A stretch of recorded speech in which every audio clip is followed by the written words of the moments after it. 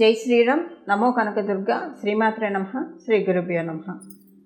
మే నెల మాస ఫలితాలు 2024 సంవత్సరంలో మే నెల ద్వాదశ రాశుల వాళ్ళకి ఎలాంటి ఫలితాన్ని తెచ్చిపెట్టబోతోంది? గోచర గ్రహస్థితుల సంచారం ఎలా ఉంది? అన్నిటికంటే ముందుగా ప్రథమంగా అన్ని రాశుల్లో ప్రథమ రాశి అయిన మేషరాశిలో రవి శుక్రుల సంచారం జరుగుతూ ఉంది. అలాగే వృషభ రాశిలో గురు భగవానుడి సంచారం జరుగుతుంది. మేషరాశిలో ఉన్న రవి సూర్యనారాయణమూర్తి మే 15వ తారీఖు నుంచి మేషరాశి నుంచి వృషభ రాశిలోకి వెళ్తూ ఉన్నారు. కన్యా రాశిలో కేతు భగవానుడి సంచారం, శనైశ్వరుడి సంచారం కుంభరాశిలో, అలాగే మనకి మీనరాశిలో కుజుడు బుధుడు రాహువు వీళ్ళ ముగ్గురు సంచారం జరుగుతూ ఉంది. బుధుడు 11వ తారీఖు నుంచి మీనరాశి నుంచి మేషరాశిలోకి వస్తాడు. శుక్రుడు కూడా ఈ నెల 20వ తారీఖు నుంచి మేషరాశి నుంచి వృషభ రాశిలోకి వెళ్తాడు. అంటే ఆయన స్వస్థానానికి ఆయన వెళ్తూ ఉన్నారు. అక్కడ గురు భగవానుడికి ఆతిథ్యం ఇవ్వడానికన్నా అనుకోవచ్చు. ఎందుకంటే ఇప్పుడే కదా గురు భగవాను ఈ నెలలోనే కదా వచ్చింది. గురు భగవానుడికి ఆతిథ్యం ఇవ్వడానికి ఆయన రాశిలోకి వెళ్ళాడు.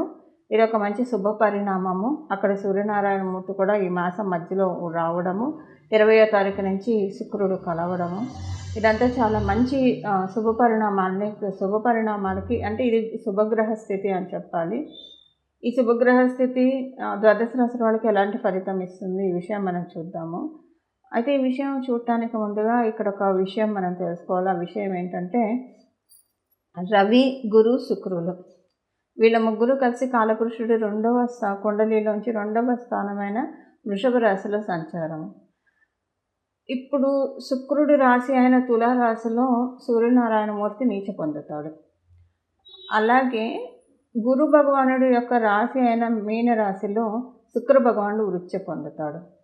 ఇక్కడ చూసారు ఆ కాంబినేషన్ ఎలా ఉందో. రవి గురుడు శుక్రుడు.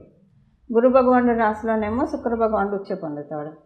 శుక్ర భగవానుడు రాశిలోనేమో సూర్యనారాయణమూర్తి నీచ పొందుతాడు. సో ఇప్పుడు ఈ కాంబినేషన్ అనేది చాలా ఫలితాన్ని మనందరికీ సూచిస్తుంది ఈ మాసము. ఆ ఫలితాలు ఏంటో మనం చూద్దాము. అయితే ఈ ఫలితాల నుంచి ఒకవేళ అడ్వర్స్ రిజల్ట్స్ ఉంటే వాటి నుంచి అడ్వర్స్ రిజల్ట్స్ అని కాకపోయినా మంచి రిజల్ట్స్ అయినా ఒకవేళ జన్మజాతకం సహకారంగా లేకపోతే పూర్తిగా అందుకోలేరు. కాబట్టి అందుకోవడానికి ఏం పరిహారం చేయాలో అది కూడా మనం చివరిలో తెలుసుకుందాము. ఇవి ఇప్పుడు ఈ వారం ఉన్న గోచర గ్రహస్థితులు. ఇప్పుడు మనం ఫలితాలు తెలుసుకున్నాం. ఈ గోచర గ్రహస్థితులు ద్వాదశ రాశుల వాళ్ళకి కూడా ఎలాంటి ఫలితాన్ని తెచ్చిపెట్టబోతూ ఉంది ఈ విషయాన్ని ఈ తదితర అంశాన్ని మనం తెలుసుకుందాం. మకర రాశిలో పుట్టిన వాళ్ళకి మీరు పనులన్నీ ఈ మాసం వేగవంతంగా చేస్తారు, చాలా చురుగ్గా చేస్తారు. ఒక రకంగా మీకున్న ఒక చిన్న జడత్వం అనుకోండి, చిన్న బద్ధకం అనుకోండి, మీకు మీరే నిందించుకుంటూ ఉంటారు. పనులన్నీ సరిగ్గా చేయట్లేదు, బద్ధకంతో ఆపేస్తున్నాను, ఆగిపోతూ ఉన్నాను.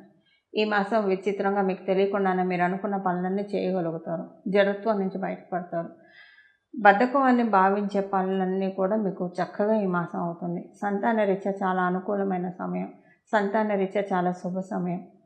కానీ మీ సంతానానికి ఈ మాసం మీకు వచ్చే గ్రహస్థితుల రీత్యా దైవం యొక్క ఆశీస్సులు చాలా బాగా అందుతూ ఉన్నాయి. అందువల్ల మీ సంతానానికి చాలా సద్బుద్ధి కూడా ఈ మాసం నుంచి మొదలవుతుందనే చెప్పాలి. ఆరోగ్య సమస్యలు ఏమన్నా మీకు కానీ మీ సంతానానికి కానీ ఉంటే, అనారోగ్య సమస్యలు ఏమన్నా ఉంటే అనారోగ్య సమస్యల నుంచి బయటపడి ఆరోగ్యం చక్కగా స్వస్థత చేకూరుతుంది. ఉద్యోగస్తులందరికీ కూడా ఈ మాసం చాలా చక్కగా ఉంది. ఎలాంటి ఇబ్బందులు లేవు ఉద్యోగస్తులందరికీ. ఇంకా చాలా బాగా ఉందని చెప్పాలి, ఇబ్బందులు లేకపోగా. వ్యాపారస్తులకి ఈ మాసంలో బాగుంది, వ్యాపారం అయితే చాలా బాగా ఉంటుంది. కాకపోతే కొంచెం అవమానం పడ్డట్లు ఉంటే ఒకటి చిన్న సంఘటన జరుగుతుంది. బట్ అదొకటి మిమ్మల్ని కొంచెం ఇబ్బంది పెడుతుంది. అంతకు మించి వ్యాపారం బాగా సాగుతుంది. వ్యాపారంలో మీరు ఆశించిన స్థాయిలో లాభాలు అవన్నీ ఉంటాయి. ఒక అవమానం కొంచెం మిమ్మల్ని బాధ పెడుతుంది. ఇది బయట వాళ్ళతో ఉంటుంది, మీ కుటుంబ సభ్యులతో ఉండదు. డెఫినెట్గా బయట వాళ్ళతోటే ఉంటుంది. అది కొంచెం మీరు కొంచెం దానికి బాధపడతారు. ఇదొకటి మనం మినహాయిస్తే మిగతా విషయాల్లో బాగుంది. ఇది కేవలంగా ఈ అవమానం ఓన్లీ వ్యాపారస్తులకి వర్తిస్తుంది. ఉద్యోగస్తులకి, గృహిణులకి, ఇంకా మిగతా ఎవరికి వర్తించదు. అలాగే దాంతోపాటు ఈ మాసంలో మీకు చక్కగా అంటే అనుకోకుండానే మీరు బాగా పనుల్లో ఆక్యుపై అయిపోవడం వల్ల సమయానికి ఆహారం తీసుకోలేకపోతారు. సమయానికి ఆహారం తీసుకోవాలి. ఆహారం తీసుకోకపోవడం వల్ల మీకు కొంచెం ఆరోగ్య సమస్యలొస్తాయి. సమయానికి టైమ్‌లీ ఫుడ్ తీసుకోండి. తద్వారా మీకు మరియు మీ సంతానం కూడా సమయానికి ఆహారం తీసుకుంటున్నారా లేదా ఈ విషయంలో మీరు ఖచ్చితంగా దృష్టి పెట్టాలి. దృష్టి సారించాలి. ఆటపాటల్లో పడి తినకపోవడం వల్ల గ్యాస్ట్రిక్ ట్రబుల్స్ వచ్చే అవకాశం ఉంది మీ సంతానానికి. అందువల్ల ఈ విషయంలో కొంచెం జాగ్రత్తగా ఉంటే ఇంకా ఆరోగ్యరీత్యా బాగుంటుంది. మీకే కావచ్చు, మీ సంతానానికే కావచ్చు. మిగతా విషయాల్లో అంతా మకర రాశిలో పుట్టిన వాళ్ళకి ఈ మాసం బాగా ఉంది. ఇవి ఈ మాసం యొక్క గోచార గ్రహస్థితుల ఫలితాలు మకర రాశిలో పుట్టిన వాళ్ళకి. ఇప్పుడు పరిహారం చూద్దాము. ఈ పరిహారం ఏంటంటే ఈ మాసం అంతా కూడా మనకి 15వ తారీఖు నుంచి వృషభ రాశిలోకి సూర్యనారాయణమూర్తి, 20వ తారీఖు నుంచి శుక్రుడు గురుడితోటి కంజాయిన్ అవుతూ ఉన్నారు. మొదట్లో మనం చూసాం కదా, వీళ్ళ ముగ్గురు కలయిక విశేషం అని చెప్పి. సో ఇప్పుడు దీన్ని మనం ఒడిసి పట్టుకోవడానికి, ఇది ఇచ్చే అడ్వర్స్ రిజల్ట్స్ నుంచి తప్పించుకోవడానికి, అలాగే ఈ యోగము ఇచ్చే 3 గ్రహాలు కలవడం అంటే ఒక యోగం. ఇచ్చే యోగాన్ని ఒడిసి పట్టుకోవడానికి ఎలాంటి పరిహారాలు చేయాలో ఇప్పుడు మనం చూద్దాం. గోసేవ చేయడం చాలా ఉత్తమము ఈ మాసం అంతా కూడా. ప్రతిరోజు ఉదయాన్నే లేవగానే గోమాత గోమాత గోమాత అని మనసులో స్మరించుకోవడము.